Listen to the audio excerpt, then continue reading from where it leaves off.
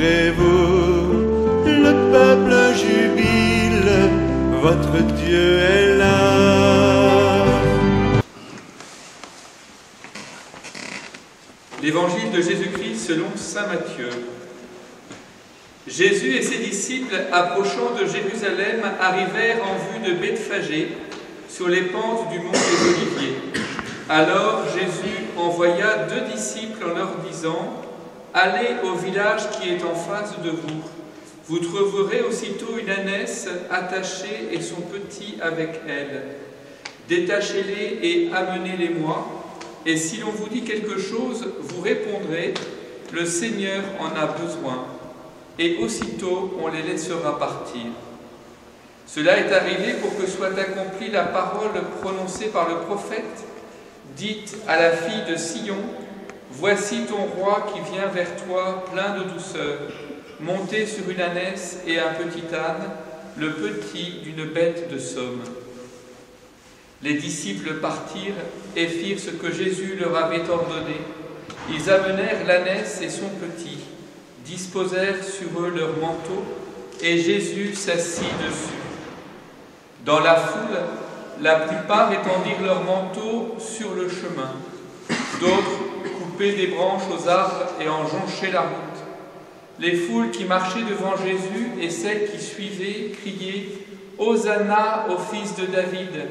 Béni soit celui qui vient au nom du Seigneur. Hosanna au plus haut des cieux. » Comme Jésus entrait à Jérusalem, toute la ville fut en proie à l'agitation et disait : « Qui est cet homme ?» Et les foules répondaient : « C'est le prophète Jésus de Nazareth en Galilée. » Acclamons la parole de Dieu. Louange à toi, Seigneur Jésus. Je vous propose de vous asseoir. Donc c'est une liturgie un peu inhabituelle puisqu'il n'y a pas de procession, mais nous commençons néanmoins cette célébration des rameaux avec l'évangile comme on le fait habituellement. L'évangile des rameaux, donc cette année dans l'évangile selon saint Matthieu. Bienvenue à tous et à tous, à toutes et à tous, pardon. Donc il y a certains paroissiens un peu représentatifs de la paroisse, du conseil pastoral, des affaires économiques de la communauté haïtienne, catéchuménat. Tout le monde n'a pas pu forcément venir, mais bienvenue donc pour ce moment qui va être suivi donc de la célébration de l'Eucharistie. Il semblerait, en entendant cet évangile, que notre Seigneur ait le sens de la mise en scène et aussi celui de l'organisation, pour que le drame qu'il s'apprête à vivre se déroule comme il l'entend, comme il veut le faire dans la volonté de son Père. Premier acte, le Christ inaugure la Passion en entrant comme Messie dans la cité de David, la Jérusalem. C'est en roi qu'il pénètre dans sa ville sur une monture, la monture traditionnelle des intronisations royales, mais c'est un roi humble et pacifique, conformément à la prophétie, celle de Zacharie, que nous a rappelé saint Matthieu. Exulte de joie avec force, fille de Sion, crie de joie, fille de Jérusalem. Voici que ton roi vient à toi, il est juste et victorieux, humble, monté sur un ânon, le petit d'une ânesse. Cette humilité est rappelée par Jésus lui-même. Elle est une vertu qu'il veut nous partager. Il veut nous en faire bénéficier. Jésus est un roi d'humilité. Venez à moi, vous tous qui peinez et ployez sous le fardeau. Moi, je vous soulagerai, car je suis doux et humble de cœur. Dit Matthieu au chapitre 11 de son évangile. Les hommes, vous l'avez vu, sont prêts à acclamer leur roi, à reprendre des gestes traditionnels comme celui de Soukhot. Nous le voyons dans le quartier, on voit souvent des juifs qui se promènent avec des tiges pour faire les tentes, mais c'est aussi avec ces tiges que l'on agite des branchages et qu'on crie « Hosanna, Dieu sauve », ainsi que Jésus va être accueilli. Mais en même temps, les hommes comprennent si peu ce qu'ils font. C'est là d'ailleurs le drame, presque le quiproquo, entre cette liesse populaire et pourtant ce qui est en train de se jouer profondément. On veut un roi à nos idées, et souvenez-vous, dans l'évangile de Saint Jean, lors de la multiplication des pains, eh bien c'est justement le peuple qui a bénéficié des largesses du Christ qui va vouloir l'introniser, et Jésus va partir, il va se cacher dans la montagne. Ce n'était pas l'heure, le moment. Mais l'heure est venue où Jésus initie son royaume, le royaume du ciel qui vient sur la terre, un royaume bien différent de ce que les hommes en fait peuvent en comprendre à ce moment-là. Pourtant Jésus accepte cet hommage, un hommage qui lui est rendu par ses disciples d'abord, mais de manière plus large par les habitants de la ville. Ils reconnaissent ainsi le prophète de Nazareth en Galilée. On pourrait dire que le temps d'une semaine, Jésus va faire le buzz, on va beaucoup parler de lui, puisque vous voyez que même dans l'évangile de Luc, au moment où les disciples d'Emmaüs sont rejoints par le Christ, ils sont étonnés que Jésus ne sache pas ce qui se passe à Jérusalem. Tu es bien le seul habitant de Jérusalem à ne pas savoir ce qui s'est passé. Autrement dit, on va parler du Christ. Jérusalem va vivre un peu au diapason du Christ cette semaine, notamment dans le temple, où Jésus va enseigner et va passer beaucoup de temps, va répondre à tous ses contradicteurs, et puis aussi faire une autre chose, il va annoncer la fin du monde. C'est le deuxième acte, on dirait, de ce drame. Puis, nous allons vivre cette semaine avec le jeudi saint, la scène, le vendredi saint, la passion du Christ, puis en attendant le samedi, la vigile de Pâques, la résurrection. Voilà, chers frères et sœurs, nous vivons ensemble ce drame, un peu comme la foule de Jérusalem, un peu seulement parce que pour la première fois de notre vie, sans doute, en tout cas c'est mon cas, et je pense que c'est finalement le cas de tout le monde, nous sommes contraints de le vivre séparément, contraints de vivre seuls à cause d'un virus. Ce n'est pas le virus que nous avons choisi et qui est pourtant bien répandu dans nos régions, en tout cas celui de nos égoïsmes habituels qui nous renferment déjà pas mal sur nous-mêmes. Non, c'est un virus que la Terre nous envoie, une manière peut-être pour la création de nous rappeler notre condition de créature, fragile et interdépendante. Mais plus profondément, et c'est ça que nous révèle notre roi, nous sommes des créatures faites pour l'humilité et faites aussi pour la communion entre les personnes. C'est là le sens de notre vie, de notre être même. Nous pouvons vivre avec Dieu dans la communion des personnes divines et retrouver ainsi notre image, ce que nous sommes. Assez extraordinaire que finalement ce roi humble, ce Messie, nous renvoie à ce que nous sommes en profondeur. Donc là, je dirais ce qui nous arrive aujourd'hui dans nos pays, dans le monde entier en fait, ce n'est pas qu'un rappel de cette condition, je dirais, fragile, c'est aussi cette bonne nouvelle, la bonne nouvelle que nous venons d'entendre dans l'évangile de Saint Matthieu. Nous, créatures à l'image de Dieu, nous sommes sauvés par ce roi d'humilité, sauvés de notre prétention insupportable à nous passer de Dieu, sauvés de notre prétention à vouloir vivre seul. C'est une absurdité en fait. Nous ne sommes pas faits pour cela. Et donc il faut cette humilité de ce roi pour nous permettre d'en prendre conscience. Peut-être qu'il faut ce genre d'événement assez tragique que nous vivons pour que nous puissions un peu plus nous réveiller, prendre conscience de nouveau de ce que nous sommes, tout simplement. Ce roi d'humilité vient nous donner en fait l'amour. L'amour qui permettra de bâtir son royaume. un royaume qu'il initie là, dans ce drame. Nous sommes des créatures humbles en vue de la gloire que nous annonçons dès à présent. Et c'est ça qui fait aussi notre grandeur, c'est que nous sommes capables, grâce à Jésus qui nous le révèle, eh bien de connaître notre destinée, connaître ce à quoi Jésus nous prépare par ses liturgies, par ses temps, par ses épreuves, par les épreuves que nous essayons de porter aussi les uns avec les autres, porter dans notre prière, ceux qui nous le feront tout à l'heure dans la prière universelle, eh bien ceux qui sont en train de souffrir ou de mourir à cause de cette maladie, et puis porter aussi ceux qui les soignent, tous ceux qui sont peut-être plus concernés, objectivement, que beaucoup d'entre nous, par cette maladie.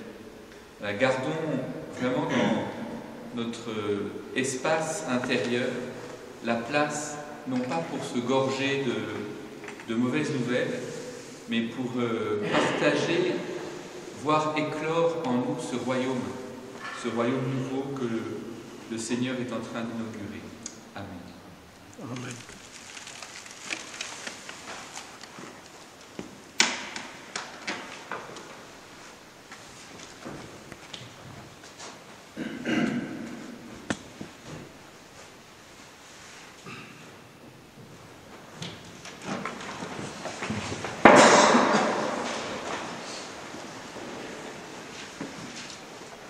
Six jours avant la fête de la Pâque, lorsque le Seigneur fit son entrée à Jérusalem, les enfants allèrent à sa rencontre. Ils tenaient en main des branches de palmier et criaient à pleine voix « Hosanna au plus haut des cieux ! Sois béni, toi qui viens, tout rayonnant de bonté. Porte, levez vos frontons, élevez-vous, portes éternelles, qu'il entre le roi de gloire. Qui donc est ce roi de gloire ? C'est le Seigneur, Dieu de l'univers, c'est lui le roi de gloire. Hosanna au plus haut des cieux. Sois béni, toi qui viens, tout rayonnant de bonté. Et préparons-nous à la célébration de l'Eucharistie, en reconnaissant humblement que nous sommes pécheurs. Je confesse à Dieu Tout-Puissant. Je reconnais devant mes frères que j'ai péché en pensée, en parole, par action et par omission. Oui, j'ai vraiment péché. C'est pourquoi je supplie la Vierge Marie, les anges et tous les saints, et vous aussi, mes frères, de prier pour moi le Seigneur notre Dieu. Que Dieu Tout-Puissant nous fasse miséricorde, qu'il nous pardonne nos péchés et nous conduise à la vie éternelle. Amen. Seigneur, prends pitié. Seigneur, prends pitié. Ô Christ, prends pitié. Ô Christ, prends pitié. Seigneur, prends pitié. Seigneur, prends pitié. Prions le Seigneur. Dieu éternel et tout-puissant, pour montrer au genre humain quel abaissement il doit imiter, tu as voulu que notre Sauveur, dans un corps semblable au nôtre, subisse la mort de la croix. Accorde-nous cette grâce de retenir les enseignements de sa passion et d'avoir part à sa résurrection, lui qui vit règne avec toi dans l'unité du Saint-Esprit, maintenant et dans les siècles des siècles. Amen.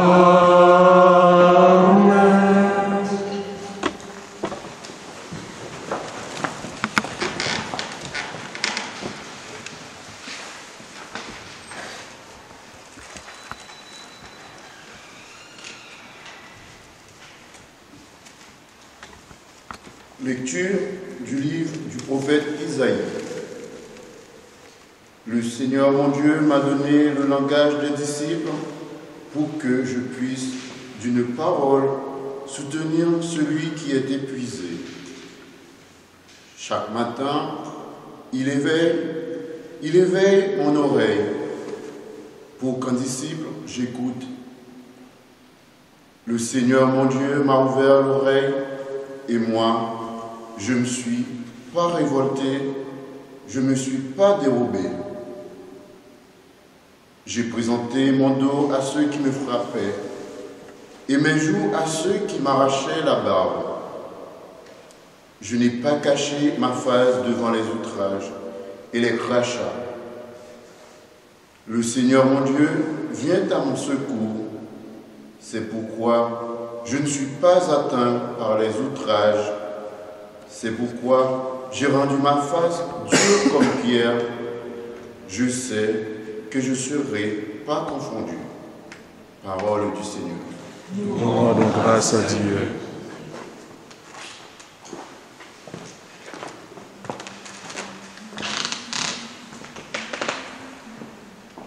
Mon Dieu, pourquoi m'as-tu abandonné? Mon Dieu,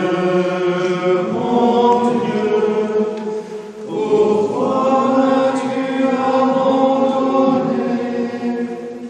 Tous ceux qui me voient me bafouent, ils ricanent et hochent la tête. Ils comptaient sur le Seigneur qui le délivre, qui le sauve puisqu'il est son ami. Mon Dieu, pourquoi m'as-tu abandonné? Oui, des chiens me cernent, une bande de vauriens m'entoure. Ils me percent les mains et les pieds, je peux compter tous mes os. Mon Dieu, pourquoi m'as-tu abandonné? Ils partagent entre eux mes habits et tirent au sort mon vêtement. Mais toi, Seigneur, ne sois pas loin. Oh, ma force, viens vite à mon aide. Mon Dieu, pourquoi m'as-tu abandonné? Tu m'as répondu, et je proclame ton nom devant mes frères. Je te loue en pleine assemblée, vous qui le craignez, louez le Seigneur. Mon Dieu, pourquoi m'as-tu abandonné?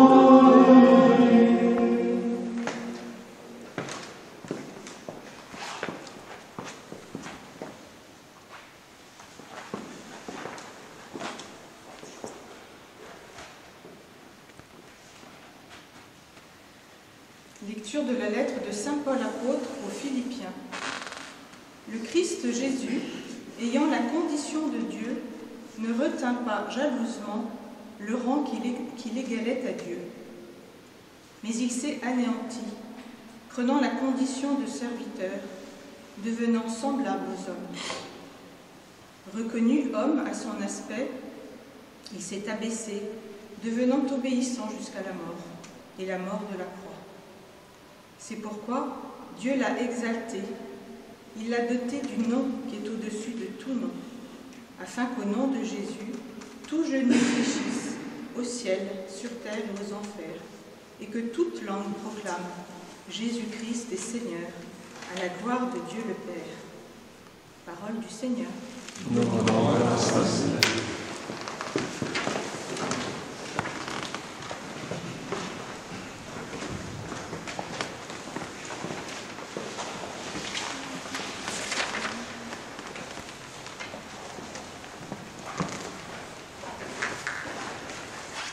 Gloire et louange à toi, Seigneur Jésus.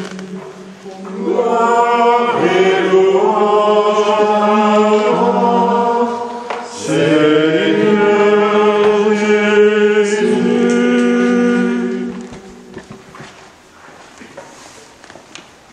La passion de notre Seigneur Jésus-Christ selon saint Matthieu.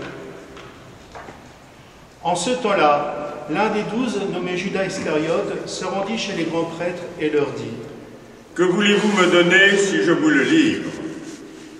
Ils lui remirent 30 pièces d'argent. Et depuis, Judas cherchait une occasion favorable pour le livrer.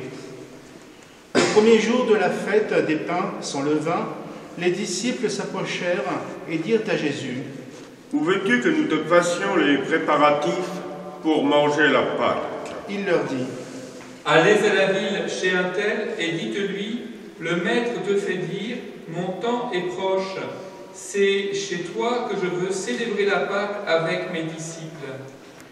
Les disciples firent ce que Jésus leur avait prescrit et ils préparèrent la Pâque. Le soir venu, Jésus se trouvait à table avec les 12. Pendant le repas, il déclara: Amen, je vous le dis, l'un de vous va me livrer. Profondément attristés, ils se mirent à lui demander chacun à son tour: Serait-ce moi, Seigneur? Prenant la parole, il dit: Celui qui s'est servi au plat en même temps que moi, celui-là va me livrer. Le Fils de l'homme s'en va, comme il est écrit à son sujet. Mais malheureux celui par qui le Fils de l'homme est livré. Il vaudrait mieux pour lui qu'il ne soit pas né, cet homme-là. Judas, celui qui le livrait, prit la parole. Rabbi, serait-ce moi? Jésus lui répond: C'est toi-même qui l'as dit. Pendant le repas, Jésus, ayant pris du pain et prononcé la bénédiction, le rompit et le donnant aux disciples, il dit: Prenez, mangez, ceci est mon corps. Puis, ayant pris une coupe et ayant rendu grâce, il la leur donna en disant: Buvez-en tous, car ceci est mon sang, le sang de l'Alliance, versé pour la multitude en rémission des péchés. Je vous le dis, désormais je ne boirai plus de ce fruit de la vigne, jusqu'au jour où je le boirai nouveau avec vous dans le royaume de mon Père. Après avoir chanté les psaumes, ils partirent pour le mont des Oliviers.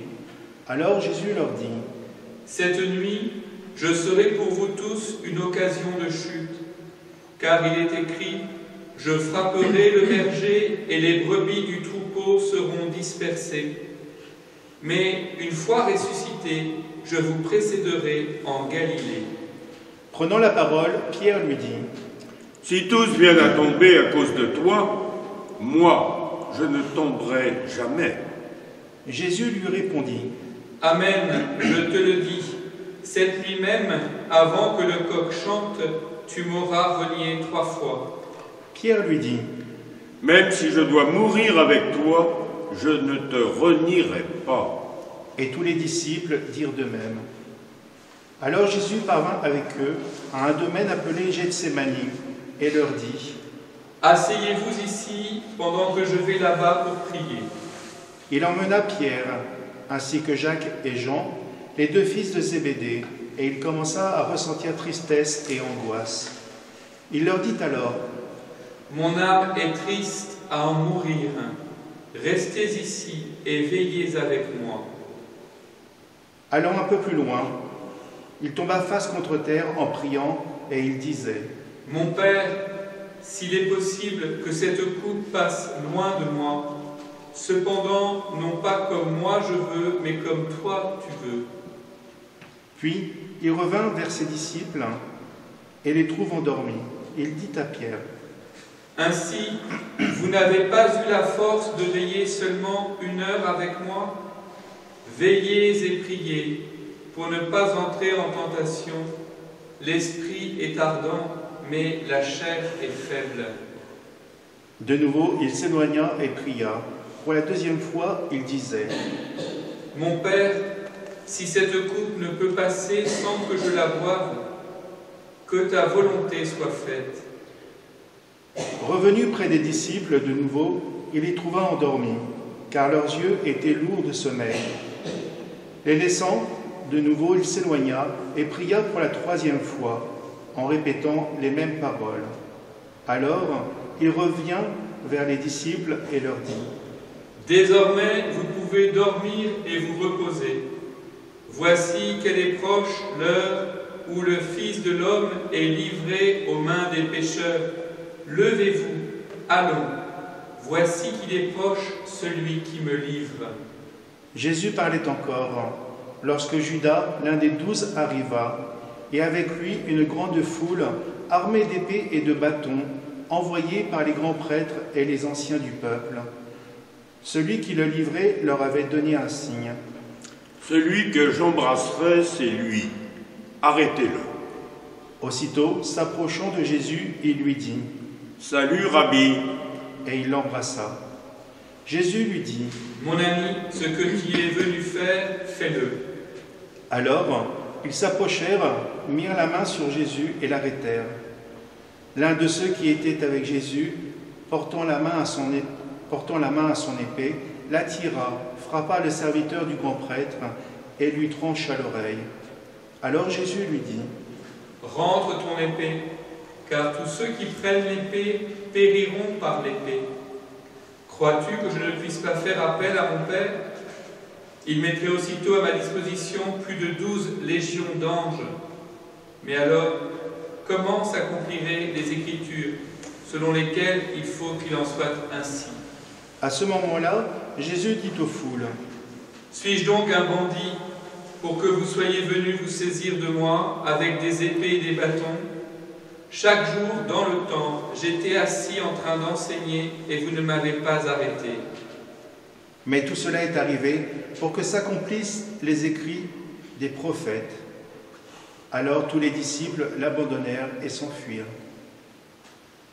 Ceux qui avaient arrêté Jésus l'emmenèrent devant Caïphe, le grand prêtre, chez qui s'étaient réunis les scribes et les anciens. Quant à Pierre, il le suivait à distance jusqu'au palais du grand prêtre. Il entra dans la cour et s'assit avec les serviteurs pour voir comment cela finirait. Les grands prêtres et tout le conseil suprême cherchaient un faux témoignage contre Jésus pour le faire mettre à mort. Ils n'en trouvèrent pas. Pourtant, beaucoup de faux témoins s'étaient présentés. Finalement, il s'en présenta 2 qui déclarèrent « Celui-là a dit, je peux détruire le sanctuaire de Dieu et en 3 jours le rebâtir. » Alors le grand prêtre se leva et lui dit « Tu ne réponds rien? Que dis-tu des témoignages qu'il porte contre toi ?» Mais Jésus gardait le silence. Le grand prêtre lui dit « Je t'abjure par le Dieu vivant de nous dire si c'est toi qui es le Christ, le Fils de Dieu. » Jésus lui répond « C'est toi-même qui l'as dit. En tout cas, je vous le déclare, désormais, vous verrez le Fils de l'homme siéger à la droite du Tout-Puissant et venir sur les nuées du ciel. » Alors le grand prêtre déchira ses vêtements en disant « Il a blasphémé. Pourquoi nous faut-il encore des témoins? Vous venez d'entendre le blasphème. Quel est votre avis? » Ils répondirent « Il mérite la mort. » Alors ils lui crachèrent au visage et le giflèrent. D'autres le rouèrent de coups en disant « Fais-nous le prophète au Christ, qui t'a frappé ?» Cependant, Pierre était assis, dehors dans la cour. Une jeune servante s'approcha de lui et lui dit « Toi aussi, tu étais avec Jésus le Galiléen. » Mais il le nia devant tout le monde et dit « Je ne sais pas de quoi tu parles. » Une autre servante le vit sortir en direction du portail, et elle dit à ceux qui étaient là « Celui-ci était avec Jésus le Nazaréen. » De nouveau, Pierre le nia en faisant ce serment. « Je ne connais pas cet homme. » Peu après, ceux qui se tenaient là s'approchèrent et dirent à Pierre « Sûrement toi aussi tu es l'un d'entre eux. D'ailleurs, ta façon de parler te trahit. » Alors il se mit à protester violemment et à jurer « Je ne connais pas cet homme. » Et aussitôt, un coq chanta. Alors Pierre se souvint de la parole que Jésus lui avait dite « Avant que le coq chante, tu m'auras renié 3 fois. » Et il sortit et dehors en pleura amèrement. Le matin venu, tous les grands prêtres et les anciens du peuple tinrent conseil contre Jésus pour le faire mettre à voir ligoté. Ils l'emmenèrent et le livrèrent à Pilate, le gouverneur. Alors, en voyant que Jésus était condamné, Judas, qui l'avait livré, fut pris de remords. Il rendit les 30 pièces d'argent aux grands prêtres et aux anciens. Il leur dit : J'ai péché en livrant à la mort un innocent. Ils répliquèrent : Que nous importe, cela te regarde. Jetant alors les pièces d'argent dans le temple, il se retira et alla se pendre. Les grands prêtres ramassèrent l'argent et dirent : Il n'est pas permis de le verser dans le trésor, puisque c'est le prix du sang. Après avoir tenu conseil, ils achetèrent avec cette somme le champ du potier, pour y enterrer les étrangers. Voilà pourquoi ce champ est appelé jusqu'à ce jour le champ du sang. Alors fut accomplie la parole prononcée par le prophète Jérémie. Ils ramassèrent les 30 pièces d'argent, le prix de celui qui fut mis à prix, le prix fixé par les fils d'Israël, et ils donnèrent pour le champ du potier, comme le Seigneur me l'avait ordonné. On fit comparaître Jésus devant Pilate, le gouverneur, qui l'interrogea.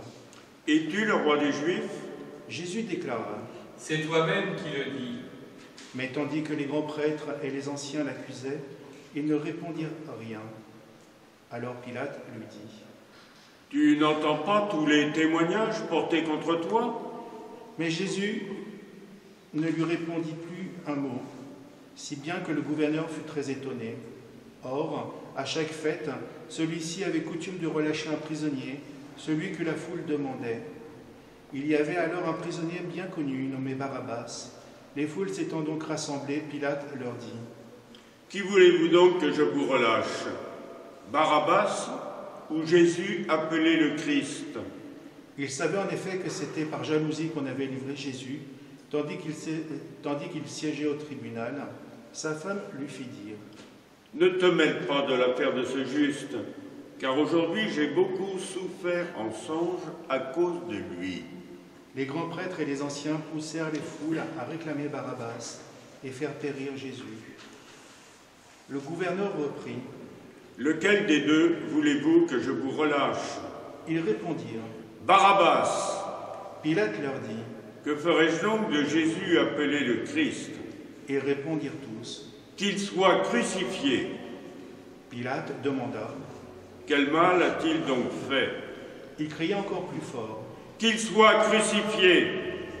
Pilate, voyant que ses efforts ne servaient à rien, sinon à augmenter le tumulte, prit de l'eau et se lava les mains devant la foule en disant : « Je suis innocent du sang de cet homme, cela vous regarde. » Tout le peuple répondit : « Son sang qu'il soit sur nous et sur nos enfants. » Alors il relâcha Barabbas. Quant à Jésus, il le fit flageller, il le livra pour qu'il soit crucifié.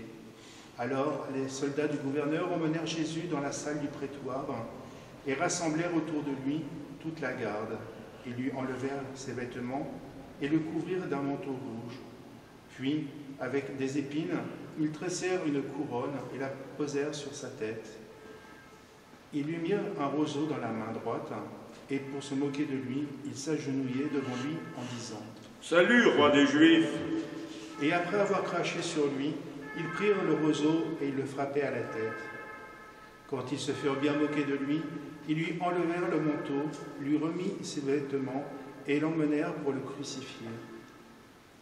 En sortant, ils trouvèrent un nommé Simon, originaire de Cyrène, et ils le réquisitionnèrent pour porter la croix de Jésus. Arrivés en un lieu dit Golgotha, c'est-à-dire lieu du crâne ou calvaire, ils donnèrent à boire à Jésus du vin mêlé de fiel.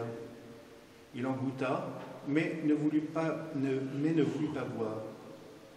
Après l'avoir crucifié, ils se partagèrent ses vêtements en tirant au sort, et il restait là, assis à le garder. Au-dessus de sa tête, ils placèrent une inscription indiquant le motif de sa condamnation. Celui-ci est Jésus, le roi des Juifs. Alors, on crucifia avec lui deux bandits, l'un à droite et l'autre à gauche. Les passants l'injuriaient en hochant la tête, et ils disaient : « Toi qui détruis le sanctuaire et le rebâtis en 3 jours, sauve-toi toi-même si tu es le Fils de Dieu, et descends de la croix. » De même, les grands prêtres se moquèrent de lui, avec les scribes et les anciens, en disant : « Il en a sauvé d'autres et il ne peut pas se sauver lui-même. Il est roi d'Israël, qu'il descende maintenant de la croix et nous croirons en lui. Il a mis sa confiance en Dieu, que Dieu le délivre maintenant s'il l'aime. Car il a dit, je suis le Fils de Dieu. Les bandits crucifiés avec lui l'insultaient de la même manière.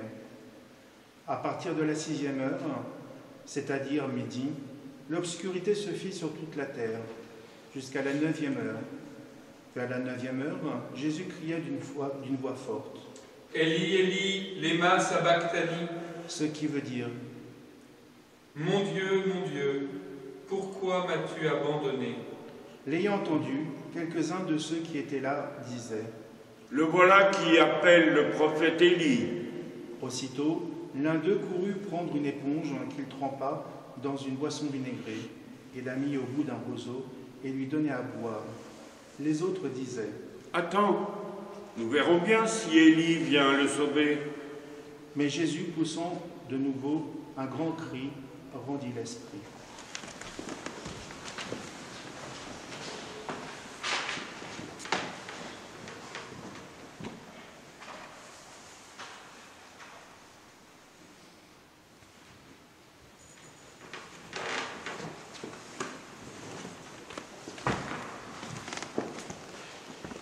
Et voici que le rideau du sanctuaire se déchira en deux, depuis le haut jusqu'en bas. La terre trembla et les rochers se fendirent, les tombeaux s'ouvrirent.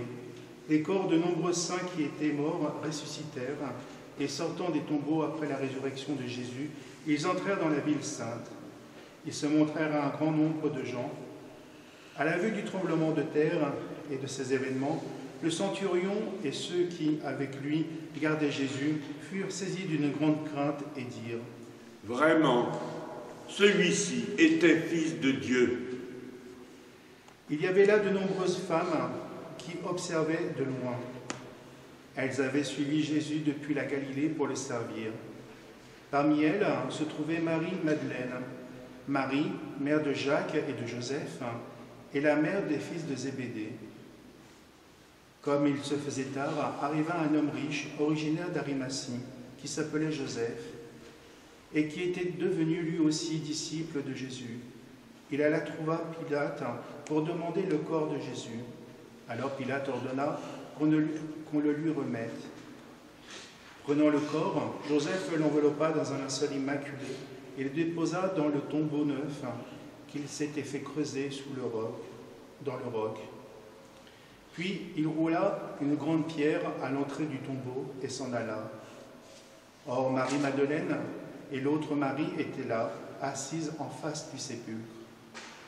Le lendemain, après le jour de la préparation, les grands prêtres et les pharisiens s'assemblèrent chez Pilate en disant, « Seigneur, nous nous sommes rappelés que cet imposteur a dit de son vivant, « 3 jours après, je ressusciterai. » Alors donne l'ordre que le sépulcre soit surveillé jusqu'au 3e jour, de peur que ses disciples ne viennent voler le corps et ne disent au peuple, « Il est ressuscité d'entre les morts. » Cette dernière imposture serait pire que la première.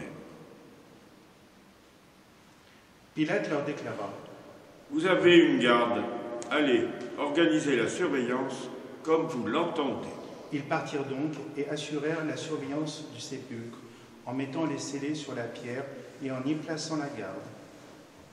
Acclamons la parole de Dieu. Louange à toi, Seigneur Jésus. Je crois en un seul Dieu, le Père Tout-Puissant, Créateur du ciel et de la terre, de l'univers visible et invisible.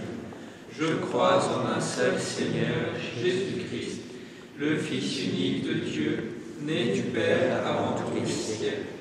Il est Dieu, né de Dieu, lumière, née de la lumière, vrai Dieu, né du vrai Dieu. Engendré, non pas créé, de même nature que le Père, et par lui tout a été fait. Pour nous les hommes et pour notre salut, il est descendu du ciel. Par l'Esprit Saint, il a pris chair de la Vierge Marie, et s'est fait homme. Crucifié pour nous sous Ponce Pilate, il souffrit sa passion et fut mis au tombeau. Il ressuscita le troisième jour, conformément aux Écritures, et il monta au ciel. Il est assis à la droite du Père. Il reviendra dans la gloire pour juger les vivants et les morts, et son règne n'aura pas de fin. Je crois en l'Esprit Saint, qui est Seigneur et qui donne la vie. Il procède du Père et du Fils. Avec le Père et le Fils, il reçoit même adoration et même gloire. Il a parlé par les prophètes. Je crois en l'Église, une, sainte, catholique et apostolique. Je reconnais un seul baptême pour le pardon des péchés. J'attends la résurrection des morts et la vie du monde à venir. Amen. En ces jours très saints, supplions le Père Tout-Puissant, afin que son Fils unique, Jésus-Christ notre Seigneur, apporte la grâce et la joie au monde entier.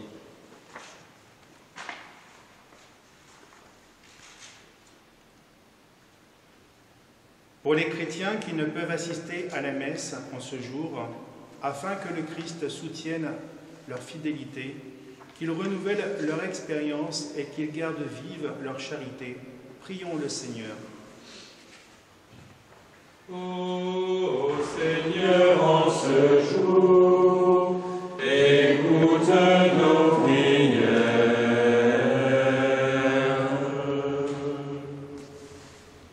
Pour les autorités judiciaires de notre pays, qu'inspirées par l'Esprit Saint, elles prononcent de justes condamnations envers les coupables et disculpent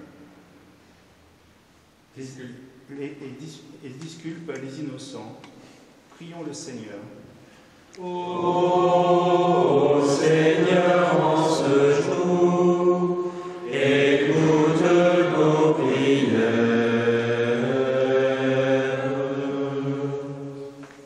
Pour tous ceux qui soignent, servent et visitent les malades dans les hôpitaux, que leurs gestes et leurs paroles manifestent l'amour de Dieu envers les souffrants.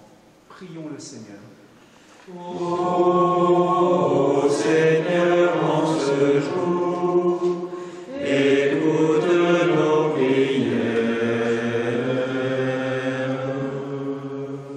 Seigneur, viens au secours de ton peuple qui espère en ta miséricorde. Que ta puissance le soutienne en cette vie et le conduise aux joies de l'éternité par Jésus le Christ notre Seigneur. Amen.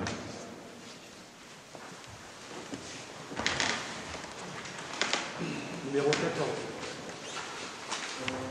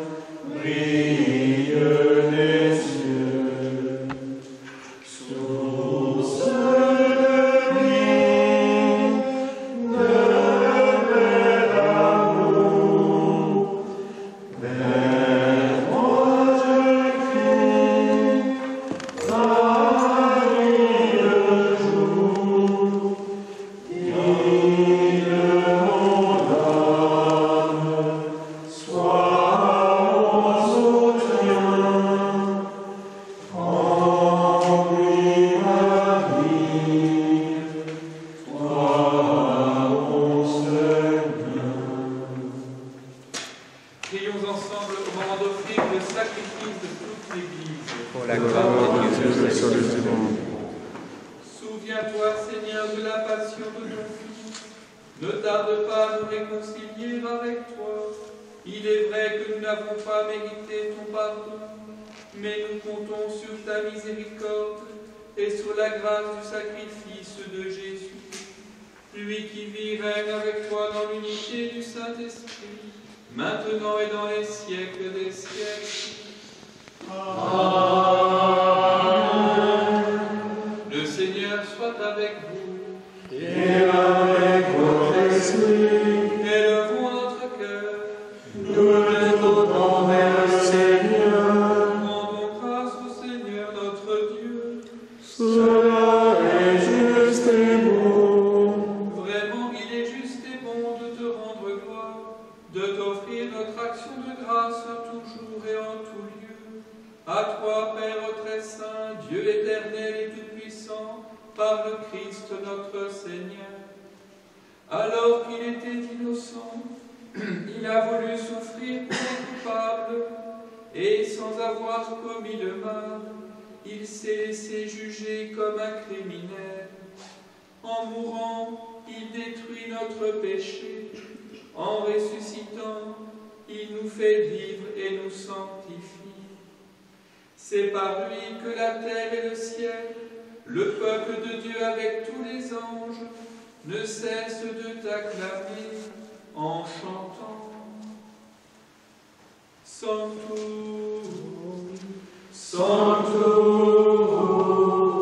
Sanctus Dominus Deus Sabaoth, Pleni sunt celi et terra, gloria tua, Hosanna in excelsis, benedictus qui venit in nomine Domini, Hosanna in excelsis.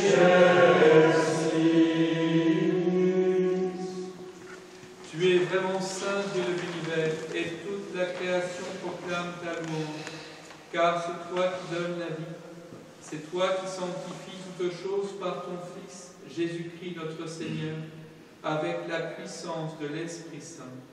Et tu ne cesses de rassembler ton peuple, afin qu'il te présente partout dans le monde une offrande pure. C'est pourquoi nous voici rassemblés devant toi, et dans la communion de toute l'Église, en ce premier jour de la semaine, nous célébrons le jour où le Christ est ressuscité d'entre les morts. Par lui que tu as élevé à ta droite, Dieu Tout-Puissant, nous te supplions de consacrer toi-même les offrandes que nous apportons. Sanctifie-les par ton esprit, pour qu'elles deviennent le corps et le sang de ton Fils, Jésus-Christ notre Seigneur, qui nous a dit de célébrer ce mystère. La nuit même où il fut livré, il prit le pain, en te rendant grâce, il le bénit, il le rompit, et le donna à ses disciples en disant: Prenez et mangez-en tous, ceci est mon corps livré pour vous.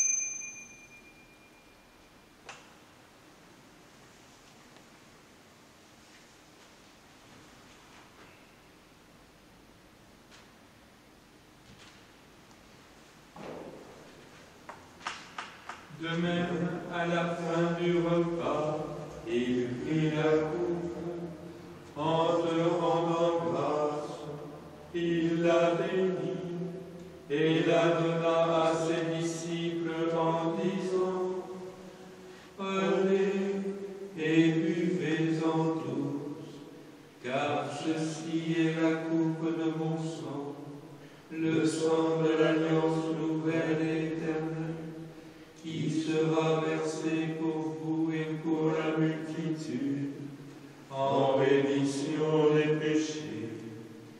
Vous ferez cela en mémoire de moi.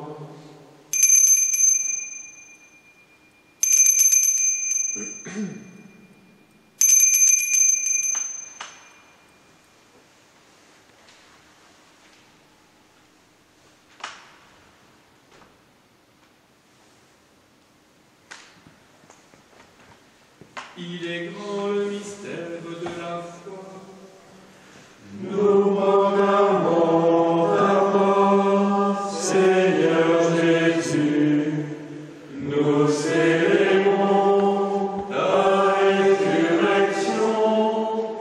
Nous attendons ta venue dans la gloire.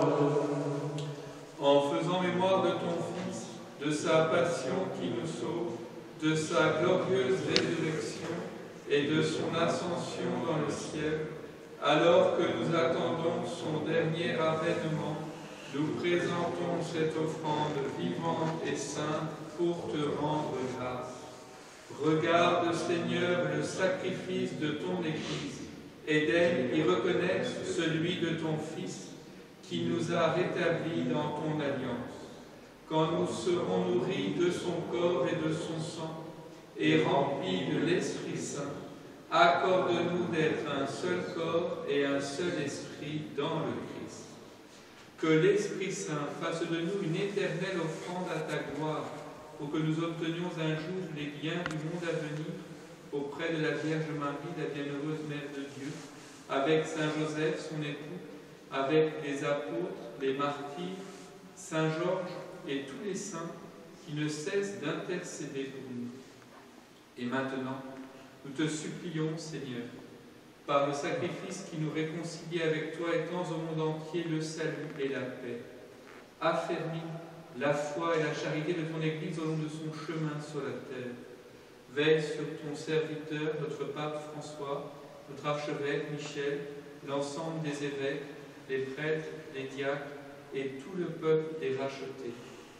Écoute les prières de ta famille assemblée devant toi et ramène à toi, Père très aimant, tous tes enfants dispersés. Pour nos frères défunts, pour Catherine Fontaine et Thérèse Courgibet, pour les hommes qui ont quitté ce monde et dont tu connais la droiture, nous te prions.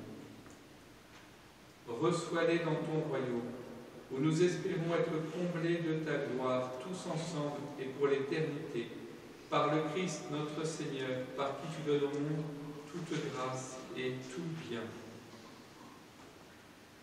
Par lui, avec lui et en lui, à toi, Dieu le Père Tout-Puissant, dans l'unité du Saint-Esprit, tout honneur et toute gloire, pour les siècles des siècles. Amen.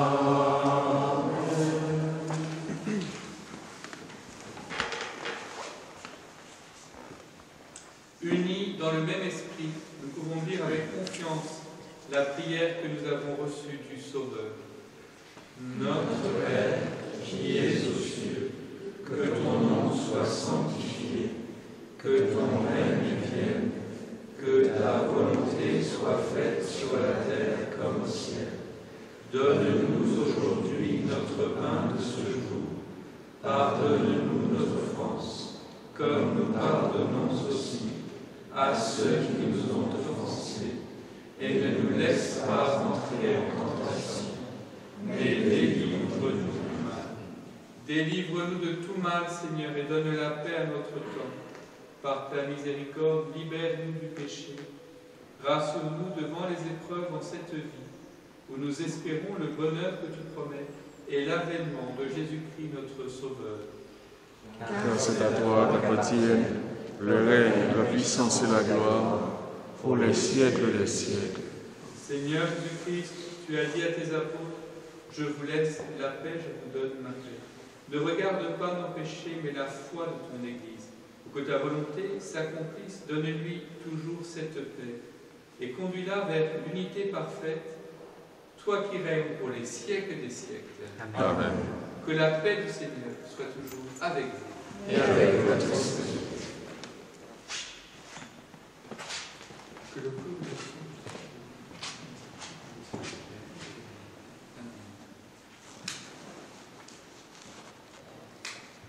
Agneau de Dieu, qui enlève le péché du monde, prends pitié de nous. Agneau de Dieu, qui enlève le péché du monde, prends pitié de nous. Agneau de Dieu, qui enlève le péché du monde, donne-nous la paix.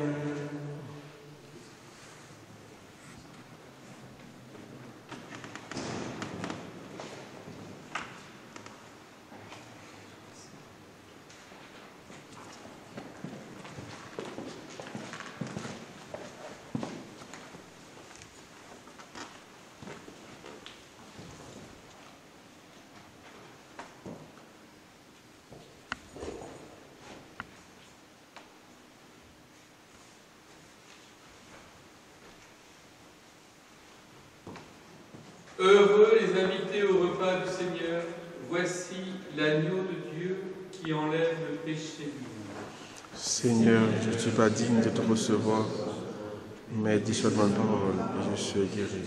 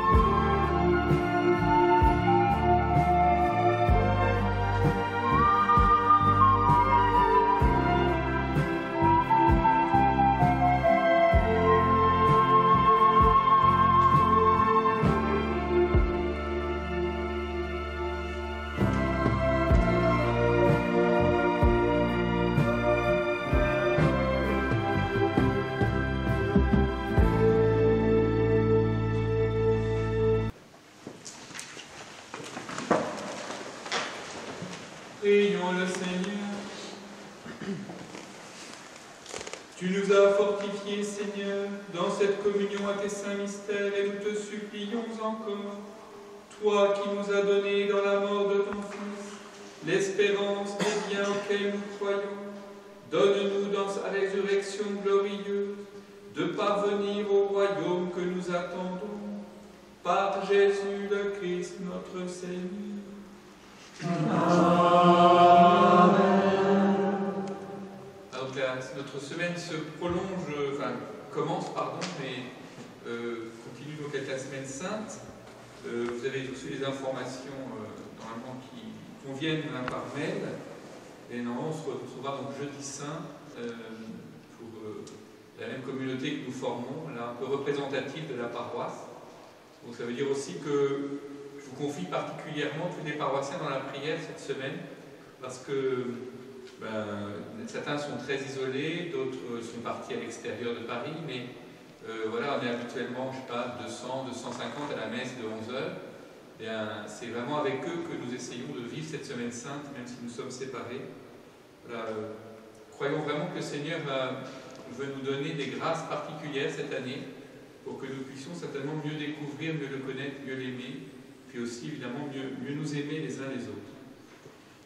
Alors, ce jour des rameaux, il y a une bénédiction solennelle, donc vous répondrez Amen après chaque invocation. Le Seigneur soit avec vous. Et avec votre esprit. Dieu, votre Père, le Père de toute miséricorde, vous a donné dans la passion de son Fils la plus belle preuve de son amour, qu'il vous aide maintenant à découvrir à son service et à celui de vos frères, jusqu'où va le don de sa grâce. Amen. Il vous a donné de vivre en Jésus qui a subi la mort pour vous sauver d'une mort éternelle. Qu'il vous fasse don de sa vie. Amen. Après l'avoir suivi dans les épreuves, puissiez-vous entrer avec lui dans sa gloire de ressuscité. Amen. Et que Dieu Tout-Puissant vous bénisse, le Père, le Fils et le Saint-Esprit. Amen. Allez dans la paix du Christ. Nous rendons grâce à Dieu. Au numéro 43. Toi, notre